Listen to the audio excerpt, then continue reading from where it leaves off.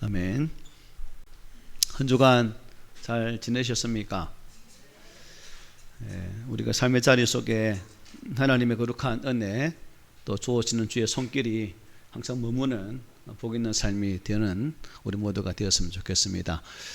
우리 지난 시간 3절 10절에서 바울을 통해서 다른 교훈을 하고 바른 말, 그러니까 하나님의 말씀과 경건에 관한 교훈을 따르지 않고 교만해져서 변론과 다툼을 내는 부패하는 거짓 교사들의 실상을 밝히고, 또 물질에 대한 자족할 것을 금연하면서 자족하는 마음이 있으면 경건에 큰 이익이다라고 바울은 디모데에게 금연하는 말씀을 보았습니다. 여러분, 우리 성도의 삶은 믿음으로 사는 삶이라고 할 수 있습니다. 예수를 하나님의 아들이며 그리스도로 믿고 또 알고 또 예수님의 그 은혜 가운데 있다면 우리는 성도의 삶은 이미 시작되었다라고 말할 수 있습니다. 성도, 거룩한 무리, 하나님의 은혜와 말씀으로 온전히 세워진 하나님의 사람들, 나의 삶의 자리에서 나로 말미암아 성도를 부르신 하나님의 은혜, 또 그 은혜를 드리고 살면서 진실로 구별된 무리로서 하나님의 자녀된 자로서의 삶을 마땅히 살고 있는 나 자신인지를 오늘 이 말씀을 통해서 비추어 보면서 다시금 우리의 신앙을 재점검하고, 사도 바울이 믿음의 아들 디모데에게 오직 너 하나님의 사람아 라고 부르는 것처럼 오늘 이 마지막 시대에 우리들 또한 하나님의 사람이라고 하나님께로부터도 인정받고 사람들로부터도 인정받을 수 있는 그러한 믿음의 소유자가 되었으면 참 좋겠다라는 그런 마음을 가져봅니다. 11절을 보면 사도 바울은 앞서 언급했던 이단들과 대조되는 디모데를 가리켜서 오직 너 하나님의 사람아 라고 부르고 있습니다. 이 칭호는 구약에서도 모세 그리고 다윗과 같은 위대한 지도자나 사무엘이나 엘리야와 같은 훌륭한 선지자 등의, 즉 소수의 사람들에게만 국한되어진 명칭이기도 했습니다. 또 신약에 넘어와서는 디모데후서 3장 17절, 그러니까 성숙한 그리스도인에게 붙여졌던 칭호이고, 그 외에 신약에서는 오늘 여기에만 너 하나님의 사람이라고 불리우시는 내용의 말씀을 볼 수가 있습니다. 자, 그렇다면 하나님의 사람, 이 하나님의 사람이라는 이 이름 속에는 여러분 어떠한 의미가 담겨 있다고 생각하십니까? 하나님의 사람, 먼저 사람을 중심으로 생각해 본다면 오직 믿음으로 살고 평생을 하나님을 위해 헌신했던 사람이다라는 의미가 담겨 있다고 하겠습니다. 이것은 우리가 어떤 사람을 부를 때 저 사람 참 신념이 강해, 역시 신념의 사람이야 라는, 또 어떤 사람은 산을 좋아하면 뭐라 합니까? 저 사람 산 사람이야 그렇게 말하죠. 또 어떤 사람은 바다를 좋아하면 어떻게 말합니까? 바다의 사나이, 뭐 이렇게 호칭을 합니다. 그리고 비행기를 타는 하늘의 빨간 마호라 이렇게 부르잖아요. 그 비행기 무는 사람들, 파이로트를. 그래서 저마다 그 사람의 특징을 드러내어서 호칭을 부리는 그런 모습을 보게 된다는 사실이죠. 하지만 더 중요한 것은 이것이 하나님의 관점에서 내려지는 평가인가라는 질문을 해봐야 된다는 사실입니다. 산 사람도 좋고 바다 사람도 좋고 하늘의 사나이란 칭호도 좋고 뭐 정말 여러 가지 칭호가 이 땅에서 좋지만 우리는 하나님 안에 있는 하나님의 백성이기 때문에 하나님의 관점에서 그 하나님께서 나를 어떻게 평가하실까라는 그 관점을 가지고 성도는 살아가야 된다는 거예요. 그래서 하나님이 나를 바라볼 때, 여러분들을 바라볼 때 너는 참으로 나의 사람이야 라고 이렇게 부르신다면 여러분 얼마나 그 은혜가 감격스럽겠습니까? 그래서 우리 성도들이 바로 그러한 하나님의 그 은혜 안에서 하나님께로부터 그런 칭호를 받을 수 있는 복된 성도가 되었으면 좋겠습니다. 그런데 흥미로운 점은 이 땅의 사람들도 이와 비슷한 경우가 많다는 거죠. 우리나라 정치 세계를 쫙 보면 누구누구와 연관되어 있으면 누구의 사람이다 라고 말을 해요. 또 어깨들은 이게 이 사람이 내 오른팔이야, 내 왼팔이야, 뭐 그런 칭호를 붙는 순간 어떻겠습니까? 어깨가 이렇게 자존심이 불쑥 올라가죠. 그리고 목에 견실히 힘이 들어가는 그러한 모습을 우리가 보게 됩니다. 세상 사람들이 부르는 칭호와 하나님께로부터 평가받는 그 하나님으로부터 나오는 칭호를 비교했을 때 뭐 세상에서 사는 우리들이기 때문에 세상의 칭호도 중요하겠지만 일단 구별되어진 거룩한 물이라는 그 인지가 우리의 삶 가운데에 잘 박혀 있다면 우리는 누구누구의 오른팔, 누구누구의 왼팔, 저 사람은 윤심을 가지고 있는, 이심을 가지고 있는, 문심을 가지고 있는 그런 사람이야라는 평가보다 하나님 정말 예수 믿는 사람의 냄새가 난다라고 칭호를 들을 수 있는 그러한 우리가 되어야 되지 않겠습니까?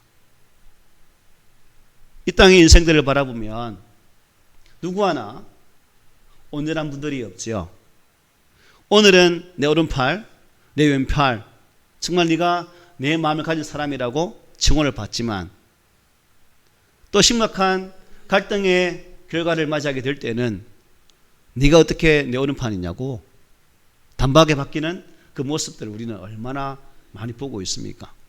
이게 사람의 마음이란 신뢰가 안 간다는 거예요. 사람의 마음은 믿을 수가 없다는 겁니다.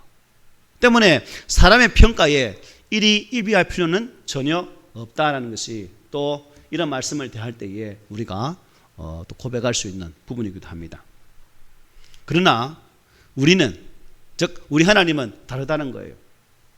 우리 하나님은 한 번 택하시면 끝까지 당신의 은혜가 그 백성이 흘러갈 수 있도록 붙드시는 그러한 하나님이시다는 사실입니다.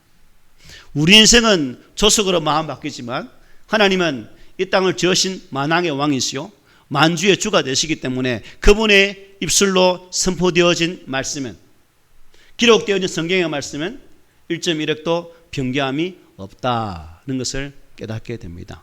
어떻습니까? 여러분들은 이러한 말씀에 대해서 동의를 하십니까? 변치 않는 하나님의 사랑에 대해서, 그 은혜에 대해서 어떻게 삶의 순간순간마다 그것을 느끼면서 참 그래, 하나님은 그런 분이야 라는 그러한 여러분의 마음속에서 저절로 흘러나오는 그런 감탄이 어떻게 있습니까? 설교자니까, 목사이니까, 강단에서 말하는 말이니까 저 말은 우리의 일생활과 전혀 상관이 없는 그런 말이야라는 그런 생각을 혹시 하고 계시지는 않습니까?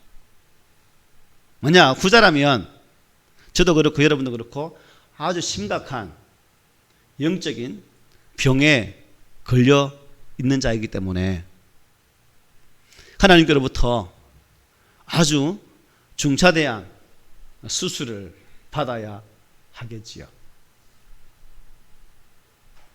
말씀의 메스로 우리의 환부를 찢고 내 안에 있는 그 그릇됨들을 철저하게 제거하고 다시는 그 병약한 생각들, 온전치 못한 우리의 신앙을 방해하는 그 모든 것들을 다 제거하고 참된 하나님의 사람으로 세워지는 우리가 되어야 된다는 사실입니다.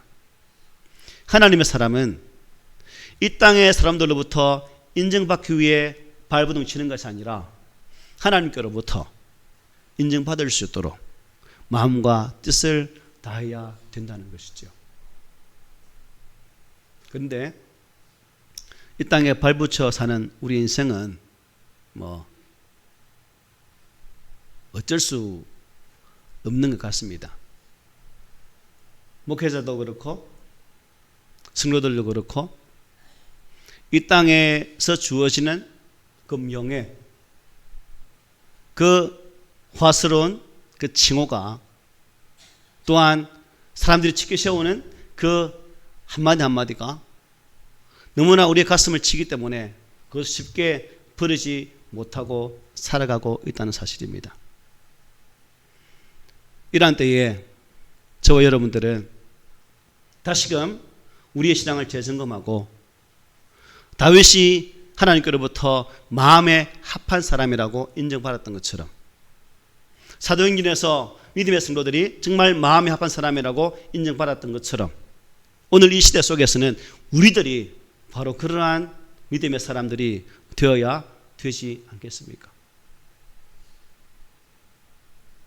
주일날 교회 와서 앉아있는 그 모습은 영판 예수 믿는 사람인데 주일이 끝나고 월요일부터 살아가는 삶의 모습을 보면 완전히 딴 사람은 아닌지 우리는 다시금 점검해 보게 되죠. 자, 그렇다면 여러분 오늘 이 본문에서 우리 하나님의 사람은 어떻게 살아야 될까? 어떻게 살아라고 말씀하고 있습니까? 오늘 보면 11절에 보면 이렇게 말씀하죠. 오직 너 하나님의 사람아 이것들을 피하고 의와 경건과 믿음과 사랑과 인내와 온유를 따르라 라고 말씀합니다. 즉 하나님의 사람에게는 피할 것과 따를 것이 있다는 것이죠. 피할 것과 따를 것, 이게 무엇일까? 바울은 이 하나님의 사람 디모데에게 두 가지를 권면하죠. 피하라, 따르라. 이것은 동시에 이루어져야 할 명령입니다. 지금까지 따르던 것을 피하고 대신 새로운 것을 따르라는 것이겠죠. 피할 것은 과거요, 따를 것은 미래입니다. 피할 것은 세상적인 것이지만 따를 것은 영적인 것입니다. 피할 것은 육체의 욕망과 같은 인간의 죄악적 본능인데 반해서 따를 것은 믿음과 사랑 같은 아주 고상한 덕목이라 할 수가 있다는 것입니다. 이것들을 피하라. 이것들을 피하라. 시편 1편 1절에 이렇게 말씀하죠. 악인들의 복 있는 사람은 악인들의 꾀를 따르지 아니하며 죄인들의 길에 서지 아니하며 오만한 자들의 자리에 앉지 아니하고. 이게 뭐예요? 피하는 삶이다 하는 것입니다. 피하는 삶. 여기서 이것들이란 무엇일까요? 3절부터 10절에서 말씀했던 내용들입니다. 바른 경건을 따르지 아니하고 불평하고 원망하면서 허탄과 변종만을 이루는 그런 사람들, 돈을 사랑하면서 자족하지 못하는 삶을 사는 자들, 경건을 하나 이익의 도구로 삼고 살아가는 것들, 이 모든 것들이 이것들 속에 포함될 수 있다는 사실입니다. 그러면 우리는 지난 시간에 보았던 말씀처럼 허탄한 변로만을 좋아하는 거짓을 말하는 그 이단들을, 거짓 교사들을, 다른 교훈들을 피해야 되겠죠. 또한 정욕을 피하고 우리를 유혹하며 죄악을 저지르도록 만드는 그러한 장소 또한 피해야 된다는 것입니다. 마치 요셉처럼 보디발 아내가 유혹할 때에 그 자리에 머물러서 안 됩니다, 안 됩니다 말한 것이 아니라 그 자리를 과감하게 벗어났던 그 모습. 다윗이 잠자는 사울을 보았을 때에 인간적인 정죄로는 핍박하고 괴롭게 하는 그 인생을 죽일 수밖에 없었지만 더 이상 그 자리에 있으면 그런 충동이 생기기 때문에 그 자리를 피해서 나올 수 있었던 그러한 용기, 이것이 피하는 자의 삶의 태도라는 것입니다. 그래서 우리가 이러한 것을 보면서 악을 행하기 쉬운 장소를 보면 어떻게 하라는 거예요? 빨리 떠날 수 있는 그러한 용기가 필요하다는 거예요. 우리 학생들이, 청년들이 자주 넘어지고 또한 간혹 믿음에서 떠나는 결과를 낳는 이유가 무엇이겠습니까? 떠나지 못하기 때문에, 그 유혹의 장소를 떠나지 못하기 때문에 결국 신앙에서 실패하는 아픔을 경험하게 되더라는 것입니다. 또 사도 바울은 돈을 사랑하는 이 일만하게 뿌리라고 말씀했죠. 지난 시간에. 얼마나 돈의 위력이 대단했으면 이렇게 말씀했겠습니까? 그 정도로 돈의 위력이 대단하기에 사람들은 비록 일만하게 뿌리라 할지라도 아이고 그것이 있으면 어떻게 해요? 참 좋겠다. 이게 솔직한 마음 아닙니까? 내 마음 그런가 봐요. 솔직한 마음이 저도 교회에 돈이 많고 저도 돈이 많고 했으면 좀 더 이렇게 삐까뻔쩍하게 살고 싶은 욕망은 있습니다. 우리가 이 말로는 돈을 사랑하지 않는다고 하지만 우리의 죄악된 본성은 돈을 사랑하고 있다는 거예요. 돈을 사랑하고 있다는 거예요.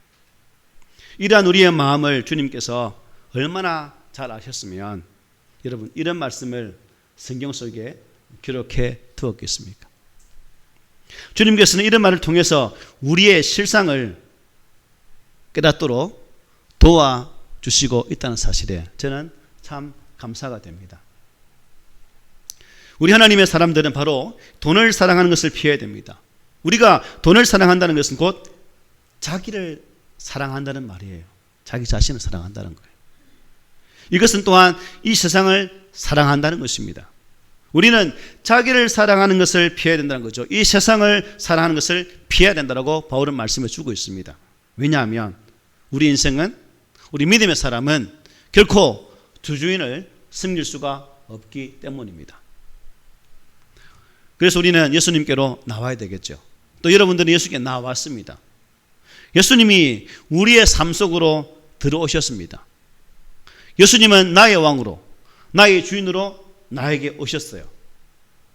여러분의 인생에 있어서 진실로 예수 그리스도가 여러분의 주인 되십니까? 여러분의 왕이 되십니까? 여러분의 삶에 모든 것을 인도하시는 분으로 신뢰하십니까? 아멘은 아무도 안 하네. 세 개를 질문했는데.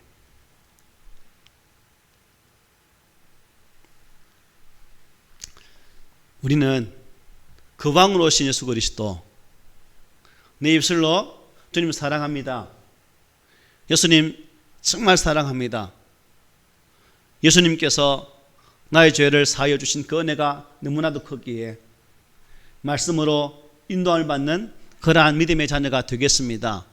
라는 고백들을 아마 수없이 하고 있을 거예요. 다시 우리는 나의 고백을 되새겨 보면서 우리 주님 앞에 온전한 우리의 마음의 무릎을 철저히 꿇고 진실로 그 하나님 부르심 앞에 내 삶을 드려 나의 전 인격을 드려서 그 주 예수 그리스도를 다시금 나의 주님을 확신하는 그리함으로 그 주인 되신 하나님을 찬양하고 경배할 수 있는 그러한 신실한 성도들이 되었으면 좋겠습니다. 전에 있던 자아를 죽이고 전에 있던 육체의 고집을 다 죽이는 이 거룩한 작업, 이것은 한순간 되어지는 것이 아니라 주께서 부르신 그날까지 지속적으로 되어져야 할 싸움이라는 거예요. 여러분, 옆집 사람과 남편과 자녀들과 싸우지 마시고 이 싸움을 잘해서 우리가 잘 이겼으면 참 좋겠어요. 그래서 바울은 고린도서 15장 31절에서 나는 날마다 어떻게 해요? 죽노라고 고백했습니다. 그리고 그 정욕과 탐심을 어디에 못 박았다고요? 십자가에 못 박아놔라고 고백할 수 있었다는 거죠. 자기가 죽는 것, 자아가 죽는 것, 이제까지 나만 위해 살던 인생을 주님을 위한 인생으로 바뀌는 것이라는 것이에요.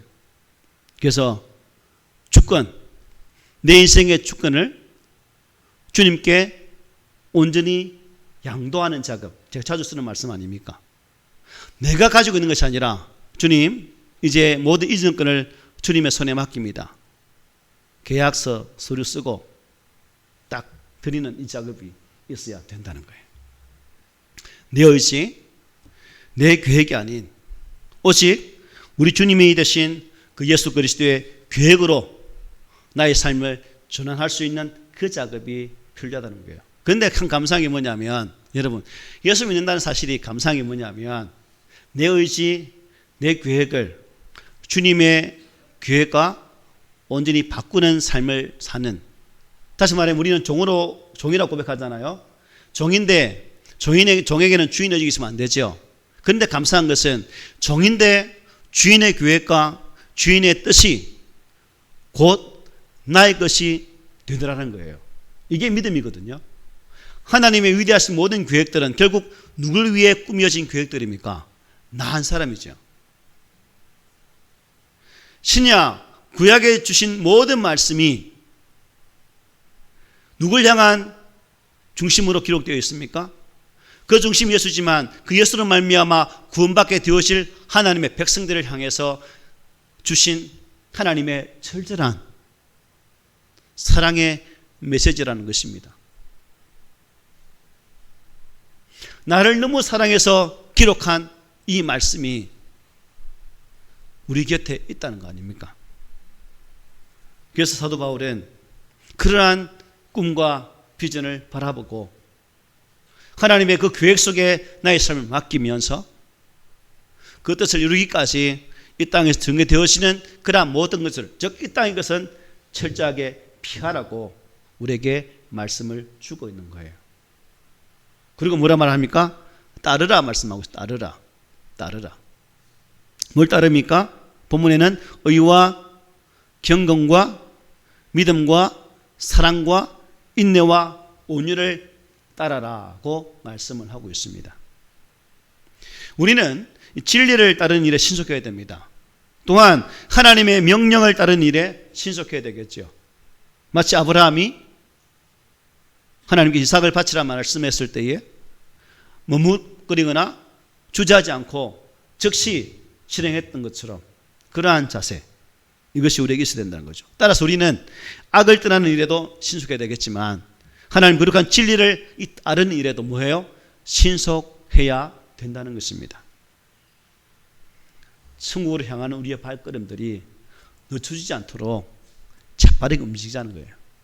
그런데 여러분, 오늘 저도 그렇고 여러분도 그렇고 우리들의 모습을 보면 이와 반대일 경우가 참 많습니다.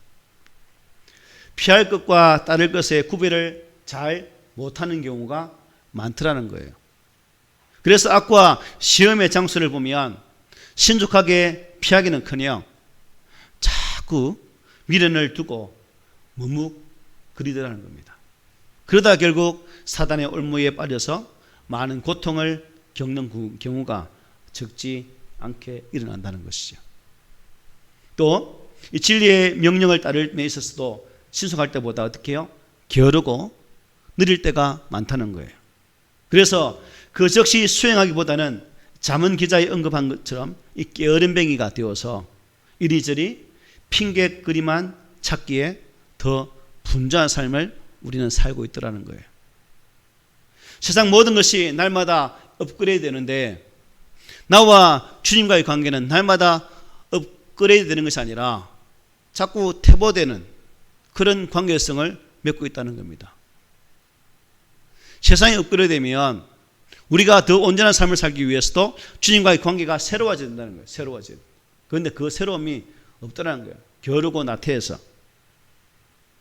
따라서 오늘 우리는 다시 한번 피할 악과 또 따를 의가 무엇인지를 분별하고 우리 성령님 안에서 그 주시는 지혜로 힘과 은혜로 피할 것은 과단성 있게 피하고 따를 것은 느릿느릿 따르는 것이 아니라 신속하게 따라서 하나님의 의를 이룰 수 있는 그러한 신실한 성도들이 되기를 바랍니다. 이 믿음이 오늘 이 시대에 필요한 것이고 또한 코로나가 망가뜨려 놓은 이 예배의 모습 또한 우리의 신속한 대처로 말미암아 회복시켜야 할 우리 영적인 숙제라는 것도 잊지 말아야 될 것입니다. 나 한 사람쯤이야 괜찮겠지가 아니라 정말 사도 바울이 내가 전심으로 주께 받은 사명 이루기까지 열심히 달렸고 이제는 내게 씌워질 저 멸류관을 바라보고 내가 달려간다고 고백했던 그 고백이 저 여러분들의 고백이 되어서 우리 안에 그 멸류관 은혜를 누릴 수 있는 복이 있어야 되지 않겠습니까? 이러한 은혜가 있기를 소망합니다. 그리고 바울은 12절에서 뭐라 말씀합니까? 믿음의 선한 무엇을 싸우라? 싸움을 싸우라. 영생을 취하라. 이를 위하여 네가 부르심을 받았고 많은 증인 앞에서 선한 증언을 하였도다라고 말씀하고 있습니다. 바울은 디모데에게 믿음의 선한 싸움을 싸우라고 명령하고 있습니다. 여기서 싸움은 이 헬라 단어에서 고통이 나왔습니다. 고통이라는 단어가 나왔다는 거예요. 분투하다, 투쟁하다, 다투다는 뜻이 이 싸운다는 말의 의미입니다.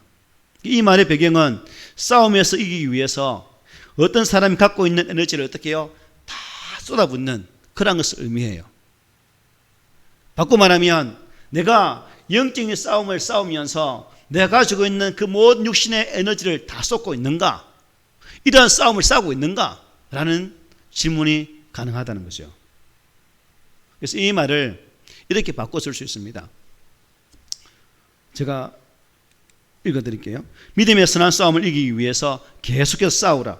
한순간도 힘을 늦추지 말라. 라고 이렇게 해석이 가능하다는 거예요. 한순간도 늦추지 말라. 지금 사도 바울은 그리스도의 군사로 부름받은 디모데를 향해서 이 사명과 명령을 지켜서 전심으로 영적 싸움을 계속할 것을 명령하고 있습니다. 그렇습니다. 신앙생활은 영적 전투입니다. 지금 러시아와 우크라이나가 싸우고 있는데 거기는 포성이 있는 총성이 있는 싸움이지만 영적인 싸움은 총성이 없고 포성도 없습니다. 이러면 사탄은 믿음의 사람을 두려삼키기 위해서 온갖 방법으로 우리에게 다가오고 있고 이러한 때 우리가 정신을 차리지 못한다면 그들의 밥이 될 수밖에 없다는 것입니다. 하지만 우리가 정신을 차리고 말세가 다가올수록 더욱더 말씀 앞에 서서 주의 선하심을 바라보고 살아간다면 아무리 사탄이 우리를 삼키려고 가슴 박물을 동원해서 우리의 공격해 온다 할지라도 우리는 결단코 실패하는 자가 아니라 이미 영적 싸움에 승리하신 주 예수의 승리가 나의 승리가 될 수 있다는 사실, 이것을 우리가 믿어야 된다는 사실이에요. 여러분, 사도 바울이 이러한 영적 싸움을 부탁함에 있어서 얘들아 죽을 때까지 계속 싸워야 되라고 말합니까? 일단 우리가 이 땅의 삶을 사는 자라면 그렇게 해야 돼요. 새벽에도 다니엘서를 보고 있고 요한계시록서를 보면 성도의 싸움은 영원한 싸움이 아니라 뭐가 있다는 거예요?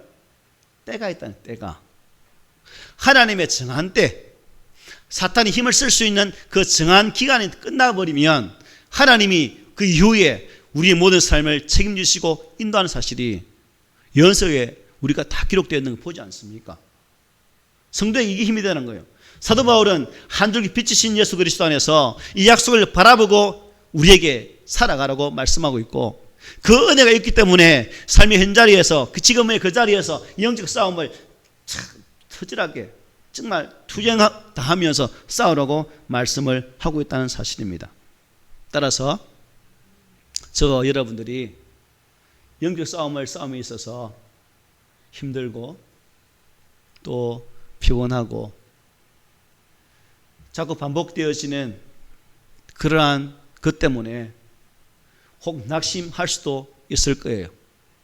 하지만 결단코 낙심하지 마시고 포기하지 마시고 두 손 두 발 다 힘을 잃은 모습으로 퍼질러 앉지 마시고 나를 도우시고 붙드셔서 지금도 나를 대신해서 싸우시는 그 주님 안에서 당당하게 담대하게 서서 우리에게 주어진 이 땅의 삶을 열심히 살아갈 수 있는 그러한 성도들이 되시기를 바랍니다. 그리고 뭐라 말합니까? 영생을 취하라고 말씀했죠. 영생을 취하라. 여기 취하라는 단어는 뭐냐면 한순간 싸우다가 끝나란 말이 아닙니다. 지속적으로 그 일을 하라는 거예요. 한 시간 하다가 다음 한 시간 쉬라가 아니라 계속적으로 하라는 말씀이거든요. 여러분, 누가 영생을 즐길 수 있을까요? 누가 이러한 영생을 기뻐할 수 있을까요? 하나님의 은혜 안에서 하나님께서 내게 주신 그 삶의 의미를 온전히 아는 자가 영생을 취하여서 그 영생 은혜를 누릴 수가 있다는 거예요. 보석의 가치를 아는 자가 보석을 좋아하게 마련이죠.